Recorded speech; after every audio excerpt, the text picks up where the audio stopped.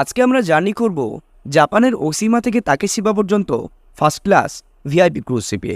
পরিকল্পনা অনুযায়ী নির্ধারিত সময়ে চলে আসলাম জাপানের ওকাডা পোর্ট টার্মিনালে। টিকিট চেকিংয়ের কাজ সম্পন্ন করে আমরা চলে আসলাম ঘাটের উপর, আর একটু পরেই চলে আসলো আমাদের জাহাজ।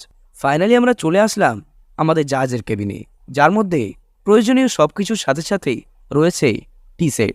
ঘড়ির কাঁটায় দুপুর 3:04। আমাদের জাহাজ তার যাত্রা শুরু করলো তাকেশিবার পথে। ঘড়ির কাঁটায় বিকাল 5:30। কেবিন থেকে চলে আসলাম বাইরের দিকে, অপেক্ষা সূর্যাস্ত দেখা। আর এরই মাঝে আমাদের সঙ্গে দেখা হয়ে গেল কত নাম না জানা জাহাজ, পাহাড়, ছোট নৌকা এবং জাপানের A350 এয়ারপ্লেন। রাত্রি তখন আরও কিছুটা গভীর হয়েছে। সমুদ্র পার্শ্বের শহর এবং রেইনবো ব্রিজ তখন সেজেছে রং বেরঙের লাইটিংয়ে। আর এরই মাঝে আমাদের জাহাজও চলে আসলো আমাদের গন্তব্য তাকেশিবা টার্মিনালে।